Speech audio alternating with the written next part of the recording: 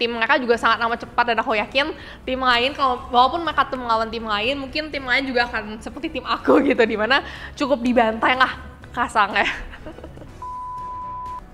Mungkin di tahap ketika aku banyak gagal ya, mungkin kalau kita gagal sekali mungkin sedihnya biasa aja, tapi kalau udah gagal berkali-kali bertunggu-tunggu tuh rasanya mungkin gampang banget untuk putus asa dan menyerah begitu aja. Halo semuanya, nama aku Jessica Manggaret atau biasa dipanggil Jessica. Aku lulusan dari Teknik Industri ITB dan mungkin kalian pernah lihat aku di Clash of Champions.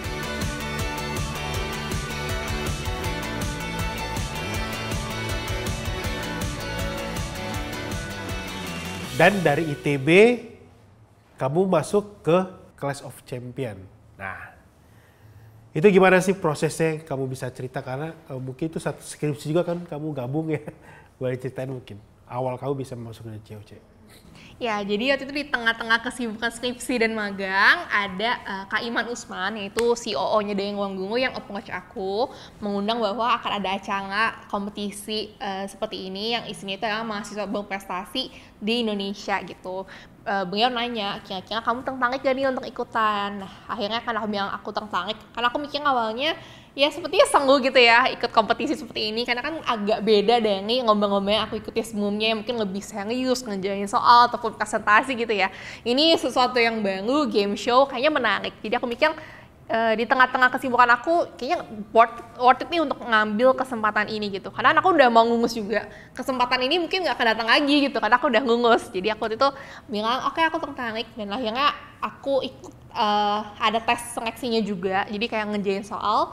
Akhirnya setelah ngerjain soal, aku dinyatakan bahwa aku lolos menjadi salah satu peserta gitu. Dan pada saat itu aku mikir, oke, ini ada kesempatan udah di depan mata aku, yaudah aku ambil aja. Siapa tahu ini jadi suatu pengalaman yang akan memorable juga di masa-masa akhir kuliah aku. Jadi akhirnya aku ambil syuting selama beberapa hari, ketemu teman-teman lain yang hebat-hebat banget dari seluruh Indonesia, bahkan dari luar negeri juga. Dan ternyata acaranya booming seperti sekarang. Jadi itu mungkin sesuatu yang aku nggak expect juga. Tapi aku bersyukur karena pada saat itu aku berani untuk mengambil opportunities ini untuk ikut Clash of Champions. Bagaimana first impression kamu di tengah mungkin 50 peserta yang semuanya itu prestasinya tuh luar biasa ya. Bagaimana kamu mungkin pernah kayak ngelihat, wah kayaknya ini lebih ini atau ini, awalnya gimana? Ya, jadi waktu itu ada 50 peserta. Jadi pas aku ketemu itu beneran kaget karena kayak lihat kiri pemenang Olimpiade, lihat kanan pemenang mahasiswa berprestasi gitu, kayak wow, semua orang berprestasi. Dan pada saat itu sebenarnya kita baru bertemu di hari syuting.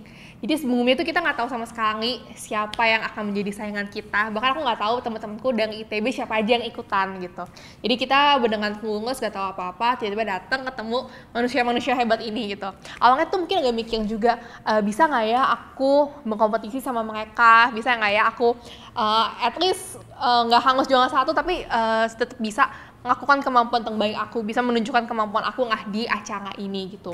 Dan ternyata puji Tuhan bisa, dan teman-teman di sana juga sangat amat baik gitu ya, walaupun mungkin kelihatannya kayak kita bersaing kompetisi gitu ya, tapi sebenarnya semuanya di ruang kita syuting ya seperti teman pada umumnya aja. Kalau buat fun fact-nya mungkin awal dari kamu masuk ke COC ini, kamu deketnya sama siapa sih? Paling deketnya mungkin yang sering kamu ngobrol.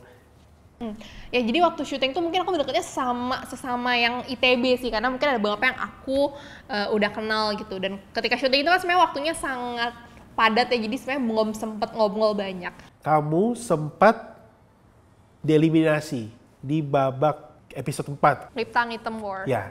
Dan kamu jadi kaptennya saat itu. Iya. Itu boleh ceritain sih saat itu seperti apa masa-masa tegangnya itu? Ya jadi itu mungkin tegang banget ya, kan itu kita baru di babak sebelumnya ya number chain, habis itu langsung lanjut lagi di permainan ini. Dan waktu itu tim Sandy yang memilih kelompok aku untuk menjadi lawannya di Liptang Item War. Pada saat itu aku sama teman-temanku tuh langsung kayak agak panik karena kita tuh nggak tahu Liptang Item tuh apa. Meanwhile kelompok Sandy tuh udah bilang, wah kita sih udah main ini sejak SD gitu. Terus kayak aku, kok bisa ya anak SD udah tahu beginian gitu. Jadi makanya aku agak panik, tapi sama timku kita cuma mikir ya udah kita usaha aja sebaik yang kita bisa, nanti nggak usah menang kalah, ya udah nggak usah nanti gitu. Dan itu mungkin yang kita coba usahakan, tapi waktu itu ya memang gagal karena tim Mas Hendy emang kuat banget untuk bisa main game ini, jadi mereka yang menang dan kemudian tim aku gagal. Tapi ya pada saat itu aku dan teman-temanku juga menerima sih, karena ya kita lihat memang kemampuan mereka jauh lebih hebat karena mungkin mereka udah lebih familiar sejak SD sudah main game tersebut. Meanwhile tim aku tuh baru pertama kali dengan nama hitam hitamnya aja tuh di saat itu. Jadi kayak ya mungkin emang jam terbang nggak bisa bohong ya nggak usah urusan ini. Dan kamu sempat bilang di situ kayak, wah cepet banget baru ngitung nih gue ya kan. Kotak mana yang akan kamu pilih? C1. Kamu bilang kayak gitu saat itu kan. Gimana sih saat itu kamu ditunjuk jadi kapten dan kamu pribadi saat itu mungkin ada beban kah atau ada ketegangan juga saat itu yang kamu rasain di saat babak itu? Tegang pasti ada, cuma aku berusaha untuk nggak tangguh pressure-nya ke aku doang, karena aku ngerasa ini kan kerja tim, jadi ya memang tanggung jawab kita semua juga untuk bisa ngasih yang terbaik. Jadi waktu itu ya aku sama tim aku cuma nge-briefing tim aku bahwa ya udah kita coba aja dulu, kita coba melawan Sandy, tapi kalau misalnya memang gagal ya udah nggak apa-apa juga gitu kan, kita udah berusaha juga yang penting. Ya, dan karena kamu bilang di situ sempat sedih dan kecewa karena seperti tidak melakukan perlawanan apapun. Sedih apa sih memangnya saat kompetisi itu melawan tim edisi Sandy dan Axel? Ya, jadi kalau pas syutingnya itu kita cepet banget, bahkan kayak nggak nyampe 10 menit, kita udah langsung ini. Dan waktu itu Sandy tuh emang cepet banget, jadi tim aku itu karena harus ganti-gantian kalau misalnya kita nggak jawab, itu jadinya memang belum sempet pikir lah lebih tepatnya. Jadi baru kita nulis, baru kita lihat, baru kita ngitung, tapi tim lain timnya Sandy tuh udah ngejawab duluan gitu. Jadi mungkin agak sedihnya adalah kayak tim aku tuh nggak melakukan pengawalan sama sekali, bahkan kayak terlihat kayak belum mencoba untuk memberikan jawaban gitu. Jadi mungkin itu yang bikin sedikit sedih, tapi di satu sisi memang tim mereka juga sangat amat cepat dan aku yakin tim lain walaupun mereka tuh melawan tim lain, mungkin tim lain juga akan seperti tim aku gitu, dimana cukup dibantai lah kasarnya. Memang fun fact di belakangnya memang Sandy tuh sepinter itu Axel yang kamu tahu seperti apa kamu lihat? Ya, jadi setauku mereka udah menang Olimpiade Sains Nasional Matematika itu sejak SD. Mereka tuh punya banyak banget lah medali di bidang matematika. Jadi aku merasa memang dari segi backgroundnya aja mereka udah sangat amat kuat. Emang anak matematika gitu ya, dibandingkan aku yang mungkin waktu SD, waktu sekolah, bahkan waktu kuliah kayaknya nggak pernah ikut lomba yang berhubungan sama matematika gitu. Tapi kamu juara 3-nya ITB. Dan di proses itu ternyata kamu akhirnya kembali lagi. Nah, itu bagaimana saat itu perjuangan kamu untuk kamu bisa kembali lagi untuk bisa kamu berkompetisi lagi? Ya jadi awalnya kan udah kayak eliminasi gitu ya ketika melawan tim Sandy. Akhirnya waktu itu udah siap pulang sebenarnya, udah kayak oh ya mungkin udah waktunya pulang nih gitu. Tapi ternyata abis itu setelah semua kompetisinya selesai dipanggil lagi kalau ternyata ada babak revival atau ada kesempatan kedua nih buat 5 peserta yang bisa masuk lagi ke kompetisi. Nah pada saat itu aku juga cuma mikir wah ada kesempatan kedua nih, jadi nggak boleh aku sia-siakan dong. Jadi ketika ngerjain soal tuh juga sebenarnya udah lumayan capek karena kan udah berkompetisi, udah di beberapa babak sebelumnya gitu ya. Tapi waktu itu aku mikir, ini kesempatan nggak boleh dilewatkan. Aku coba berusaha aja untuk mengerjakan semaksimal mungkin. Dan ternyata di sana aku ada di peringkat 5 dari 5 spot yang tersedia. Dan akhirnya aku bisa masuk lagi ke kompetisinya. Kita mau ngomongin sekarang pertemanan di COC. Nah itu kita mau tahu seperti apa sih Jessica pertemanan di COC dan yang kamu lihat. Karena kompetisi ini kan memang banyak orang kenal ya, khususnya di anak remaja. Seperti mungkin pertemanan yang antar kalian beda kampus, beda karakter, beda pribadi. Seperti apa mungkin? Mungkin yang pertama adalah kan awalnya mungkin pasti ada yang punya stigma, oh kayaknya anak pintar dari berbagai kampus top ini mungkin akan ada yang agak sombong atau misalnya mereka cuma ngegeng sama temennya masing-masing aja. Tapi ternyata ketika aku udah di sana aku merasa itu tuh nggak benar sama sekali, karena di sana tuh semua orang tuh berbaur sama yang lainnya, karena kan mungkin ya kita melihat satu sama lain masih sama-sama mahasiswa gitu ya, walaupun mungkin beda kampus dan beda latar belakang juga. Mungkin sih di sesuatu yang menarik juga, jadi aku dapat perspektif baru dari teman-teman yang ada di COC. Bagaimana dengan Maxwell, dengan Axel? Karena kayak sampai sekarang kalian masih sering interaksi juga di komen-komen. Seperti apa sih mungkin emang kedekatannya, karena sepertinya mencair sekali itu semuanya. Setelah syuting acara utamanya itu kita masih suka ketemu juga, misalnya ada kepentingan untuk syuting tambahan, buat konten ataupun media visit gitu ya. Nah justru aku merasa baru dekat sama yang lain tuh ketika itu, jadi karena sering banget akhirnya ya kita jadinya ngobrol lagi yang lebih banyak, lebih kenal lagi. Oh ternyata dia tuh aslinya kayak gini ya, oh ternyata dia tuh punya cerita seperti ini, latar belakangnya segala macam. Nah dari sana akhirnya jadi deket, dan bahkan sampai sekarang masih kayak interaksi, kayak balas-balasan di story, komen segala macam. Kita ada satu challenge untuk Jessica untuk mengucapkan pujian salah satu teman COC-mu dan ungkapin terima kasih kamu sama orang ini. Bebas siapa aja. Oke. Mungkin salah satunya itu yang aku cukup sering ketemu, cukup sering interaksi itu adalah Axel. Dia dari NUS, dan aku merasa dia tuh anaknya cheerful banget. Jadi ketika sama kita ketemu sama yang lain tuh dia selalu jadi yang mungkin kayak cukup memecahkan suasana gitu ya. Jadi dia cukup yang rame segala macam, dan selain itu dia juga anaknya tuh kayak perhatian lah sama kita, sama teman-teman yang lain, dan dia pun dapat julukan sebagai kayak best friend dari kita sesama peserta COC, dan itu mungkin udah nunjukin kalau misalnya Axel ini salah satu yang sangat bersahabat ke kita semua, kayak gak pilih-pilih teman sama sekali. Dan ya mungkin aku harapannya adalah semoga dia juga sukses terus ke depannya untuk kuliah dan juga semua kegiatan lainnya. Oke Jessica, dari semua perjalanan COC ini, hal-hal yang mungkin banyak yang kamu lewatin, bagaimana kamu bersyukur kamu bisa mengikuti kompetisi ini, dan hal apa sih yang kamu dapetin dari kompetisi ini?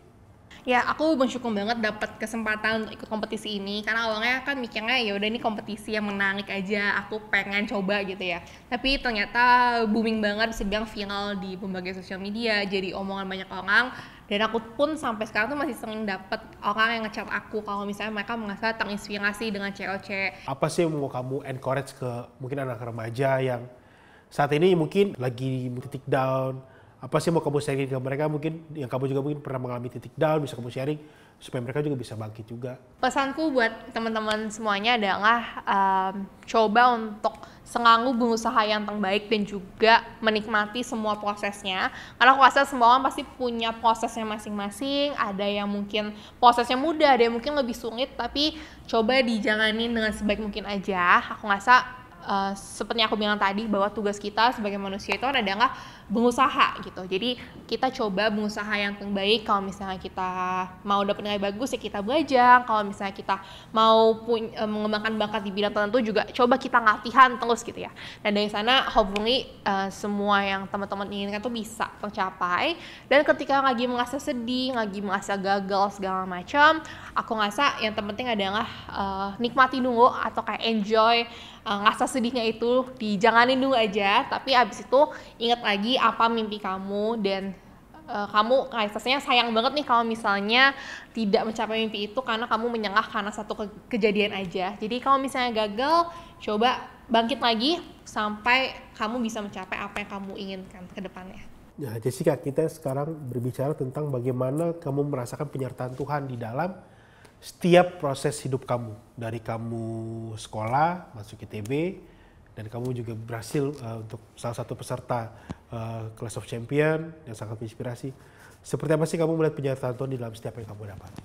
Menurut aku pribadi, aku tuh bisa sampai di titik ini tuh karena penyertaan dari Tuhan juga. Karena Tuhan yang selalu ada lah mendampingi aku di setiap prosesnya. Ketika aku gagal, ketika aku lagi berusaha, ketika aku berhasil, itu kan semua pastinya dengan pertolongan Tuhan gitu.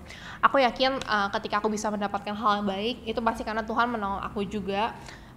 Dan ketika aku gagal, Tuhan juga mungkin menyertai aku untuk bisa membuat aku bangkit lagi dari kegagalan itu, membuat aku tidak mudah menyerah begitu aja. Jadi aku ngerasa semua itu memang ada bantuan dari Tuhan semua itu udah direncanakan Tuhan, dan mungkin aku bisa mencapai apa yang aku inginkan sekarang, impian aku segala macam ya karena pertolongan Tuhan dan juga karena usaha aku, karena aku yakin Tuhan juga udah ngasih banyak kayak kemampuan, talenta segala macam ke aku yang rasanya harus aku gunakan sebaik mungkin juga.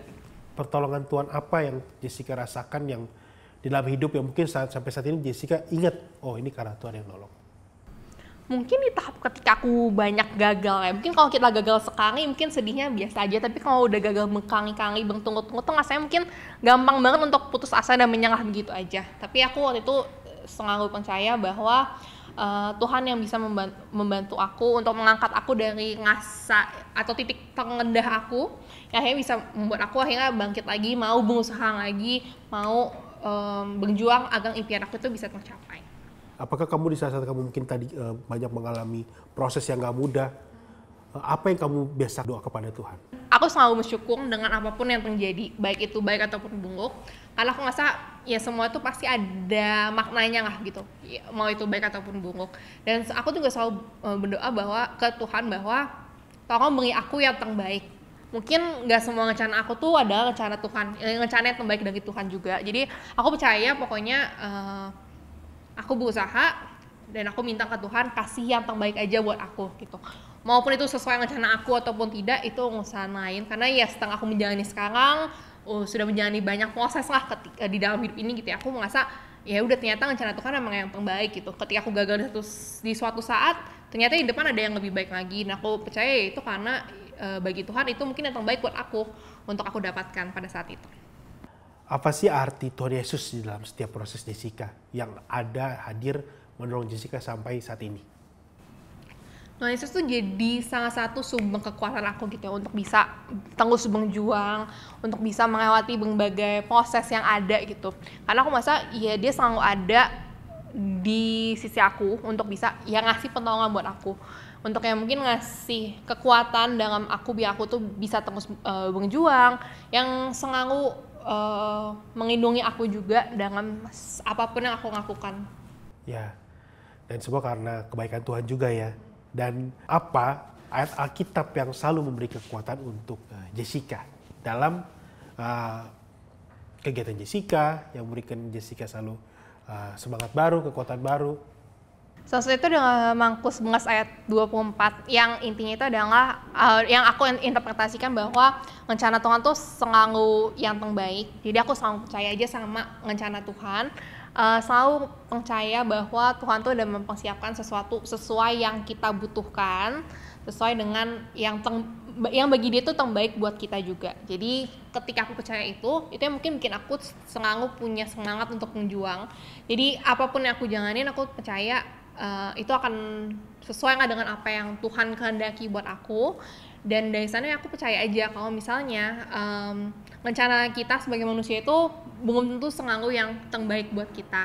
Jadi itu yang mungkin selalu jadi kekuatan aku juga untuk terus berjuang sampai sekarang, sampai di titik ini. Nah, apa sih tips dari Jessica? Kita mau tahu tips belajar efektif dari Jessica, mungkin buat teman-teman Super Youth yang di rumah yang mungkin mau belajarnya dari Jessica. Memang udah pakarnya di dalam belajar karena prestasi yang kau miliki. Apa sih tips efektif dalam belajar yang Jessica bisa share untuk supaya anak-anak remaja bisa berprestasi di sekolah? Tips belajar dari aku itu yang pertama adalah ketahui diri kamu. Jadi aku ngerasa tiap orang tuh pasti berbeda-beda. Ada yang punya gaya belajar tertentu, ada yang punya kelebihan tertentu, kekurangan tertentu. Jadi coba kenalin diri kalian, coba lihat gitu mana sih cara belajar yang paling cocok sama kalian sesuai dengan kemampuan dan juga kekurangan yang kalian punya gitu. Yang kedua adalah aku tuh selalu berusaha untuk mempersiapkan diri sebaik mungkin sebelum kelas. Jadi kalau misalnya ada yang baru buka materi di kelas, aku tuh udah coba untuk baca materi at least H-1 dari kelas. Jadi ketika aku masuk kelas, aku tuh nggak masuk dengan otak yang kosong gitu. Jadi aku udah tahu kira-kira akan belajar apa, dan kalau aku punya pertanyaan aku paham ketika aku baca materinya, aku tuh bisa tanya juga ke dosen gitu. Jadinya itu jauh lebih gampang ketika proses belajarnya. Kemudian yang ketiga adalah selalu berusaha untuk konsisten. Karena aku ngerasa lebih baik kita belajar setiap hari konsisten walaupun mungkin hanya 1-2 jam dibandingkan kita tuh hanya SKS aja atau sistem kebut semalam di beberapa hari sebelum ujian gitu.